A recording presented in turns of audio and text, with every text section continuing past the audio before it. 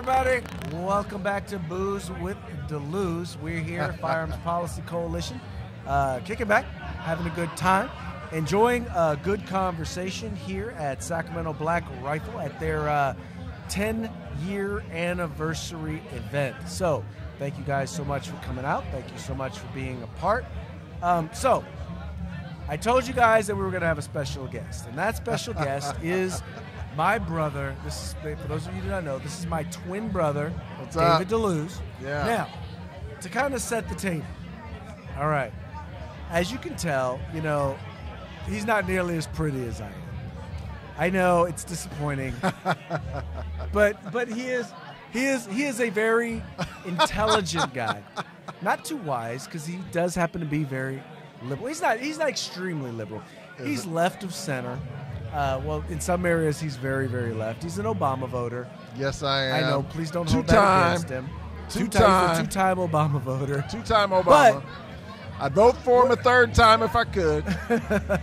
Well, some folks are doing that. Anyway, but so I wanted to have him on because the one area where we both happen to agree, probably different variations, but where we happen to agree is the importance and the value of the Second Amendment, the value and the importance of the right to keep and bear arms. Now, do me a favor. I need you to do me a favor because it's really loud around here, so I need you to make sure the mic is nice and close to you, okay? Okay. Is that all right? Yeah, so tell us your perspective as a liberal.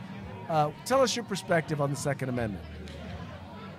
Well, I think it's really important to understand that all of the amendments to the Constitution are about enumerating our personal rights as individuals. Preach it. And the right to bear arms is an important part of our personal rights that are ascribed to us through the Constitution. And I believe that my right to carry a gun, now, you know, we don't necessarily always agree on everything, but I do agree that the right to bear arms should not be imposed or blocked by the government. And I believe that I should be able to own what I want in whatever quantity I want in my home. Right. I do want to be safe, though. I do want to make sure that I'm safe, and I do want to make sure that those around me that are exercising that right are going to be responsible gun owners as well. All right, so but the challenge I think sometimes we see is that the role in which the government is supposed to play in mandating, right? In many cases, is some of the things, and the worst part about it is 9 times out of 10 the mandates are being pushed forward by people who have absolutely no idea what they're talking about. Right. They don't understand firearms. They don't understand firearms technology or firearms policy. And yet they deem fit to tell those of us who do understand it what we need to be doing and how we need to be safe. Well, I really think that what we really need is a summit on gun ownership and gun rights. We need to have a summit and bring together experts both in the data around gun use and also around the constitutional framework around using guns. Right. I think it's important that we get intelligent people to understand and come together to talk about this issue. Look, the founders of our Constitution argued that if men were angels, there would be no need for government. The reason the government is overreaching is because individuals are not being responsible with the rights that have been given to them. And part of that is the right to vote and make sure that the government isn't overreaching. But this is not about voting, Craig. This is about people understanding what the rules of the road are with respect to utilizing a firearm and what is inbounds and what is out of bounds. Thank you, my love. My wife bringing me more drinks. My frustration is that we don't have enough people talking intelligently about gun ownership, gun usage, what's important, what's right and what's wrong. But David, here's the thing. You do have people who are having that conversation. The problem is that they're ignored. You know, Dave, that's what I do for a living. Right. I go into the Capitol every day, and I share information about statistics that are available in spite of the fact that there's a lie that CDC can't study. That's not a lie. It is a lie. Why is it a lie? Because, okay, so let's just break this down for you, my brother. All right? The CDC, the CDC stopped studying firearms when the Dickey Amendment was put in. And Correct. The Dickey Amendment says one thing. It says none of the funds that are being put forth, that are being provided for injury prevention, may be used to advocate for gun control.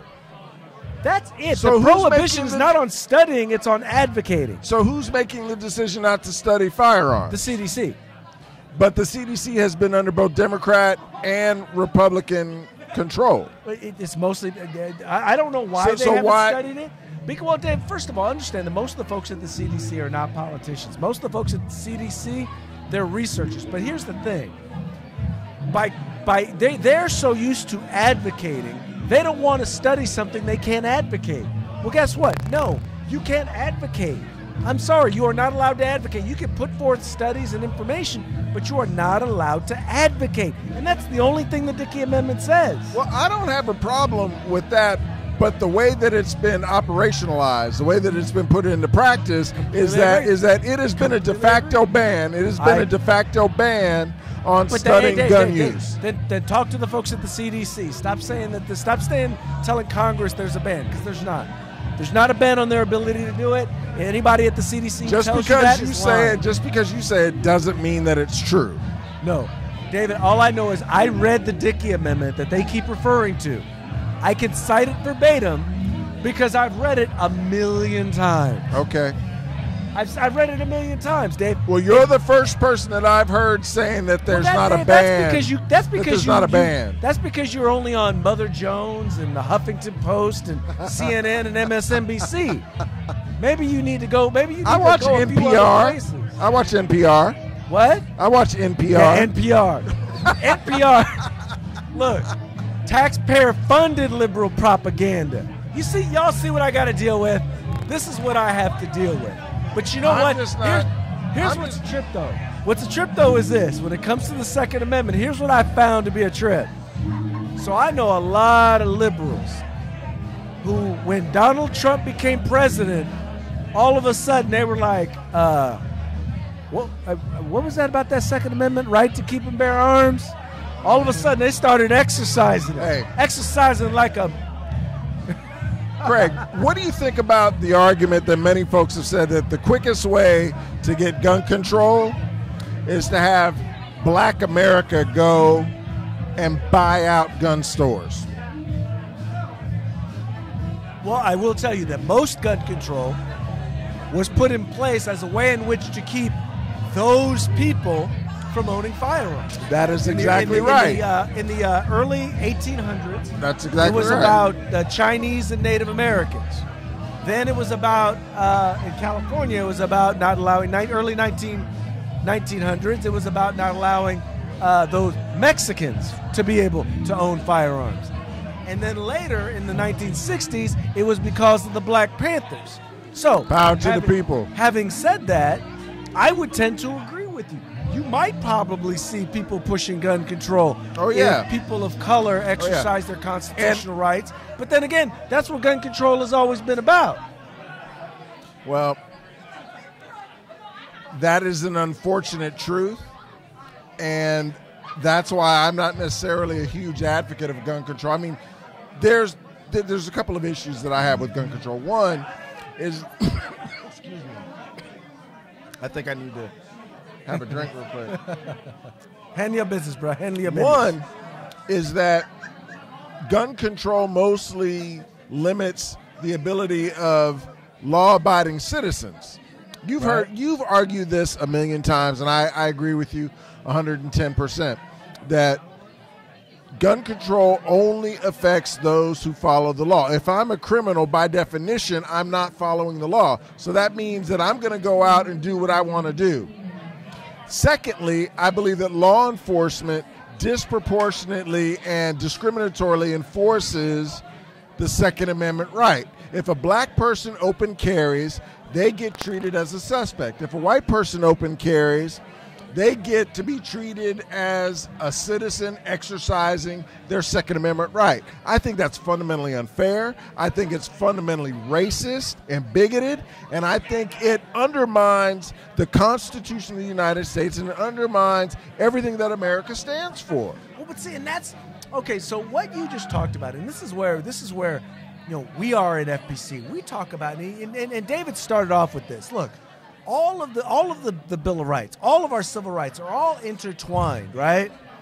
And it's important that, the right to due process, the right to private property, the right to free speech, the right to keep and bear arms, all of those things are intricately linked. Right. And oftentimes, when people are seeking to violate one, they'll go after the others. Right. And so I totally agree with you. If people are being singled out, and this is the thing, look, I'm not telling you something that the numbers don't bear. The fact is that more people of color had a greater likelihood of encountering law enforcement. Now, most of these laws that have been implemented here in California in particular, they're not going to be going out and actively enforcing them, looking for places to enforce them. They're going to enforce them against selective the people enforcement that they engage. That's right. And if they're engaging black and brown people more, guess what? Guess who's going to go to jail more? Yep. And a lot of people talked about the war on drugs and how it was an attack on. Let me tell you something. The war on guns is the new war on drugs. It is. Not even close. Wait till you start seeing the enforcement of these laws. I promise you will see more black going to jail for possessing or owning something that the average person didn't even know was illegal. Of gun owners, particularly gun owners that are owning more than a semi-automatic handgun, are so minuscule that you're just by the sheer numbers, you're not going to have the same. Let me go back. You're not going to have the same. Wait. Say that line one more time. You're going to say the number of people who own a semi-automatic handgun. No, I said more than a semi-automatic handgun. Oh. In other words, like an AR-15. The folks that own AR-15s, it's not the same as the number of folks that are smoking weed or doing cocaine. My brother, Craig. Come on, man. It is the most commonly owned firearm in the entire country. Yeah, but okay. I'm just saying that there may be more brothers. I'll tell you what, great place to go if you're here in Sacramento. All right, there's a place called the Gun Range. It's over off of Watt Avenue. Right. The interesting thing is that every time I go in there, right, there's brothers, it's a whole lot of brothers, Asians. There's a whole bunch of folks and with arsenals, with ARs, no, not just arsenals. So not just ARs, but arsenals, man. There's a lot of y'all out there. There's a lot of y'all out there that own a lot of guns. Let me correct you, bro. When you own multiple guns, it's not an arsenal. It's called a collection. It's called someone out there, please correct this. Brother, yeah, please correct me if I'm wrong. On, I think it's an arsenal. Come on, Richie of the West. I see you out there commenting. Hey, Richie. I know you have an arsenal. This, brother. I know you have an arsenal. Come on, man. So what Admit constitutes an arsenal? How many firearms constitutes an arsenal? More firearms than you can actually pull the trigger on at any one time constitutes an arsenal. So you're saying 3 firearms constitutes an arsenal? Yes. That constitutes an arsenal. Because look, if I can hold 2 guns, I can own 2 guns, and I can fire 2 guns. If I have an extra gun, that means someone else can do it. With 1 gun. So how you going? Come on, man. No, I can handle it. I can handle it. Trust me.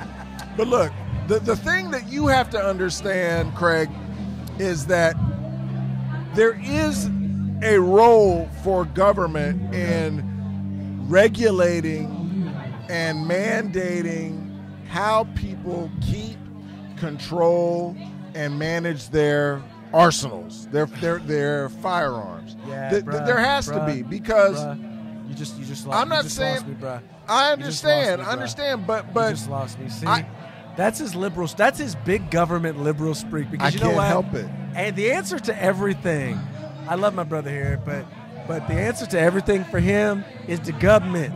No. The government got to help us out. No, that's the only that way is we not- gonna get that's along not if true. the government help us. Because Lord Craig, knows we can't your figure this out for founding ourselves. fathers, the founding fathers of this nation understood the important role that the government plays in protecting people from themselves, not taking their rights away from them, but actually protecting them. So you're saying that I shouldn't have the right to be able to own this?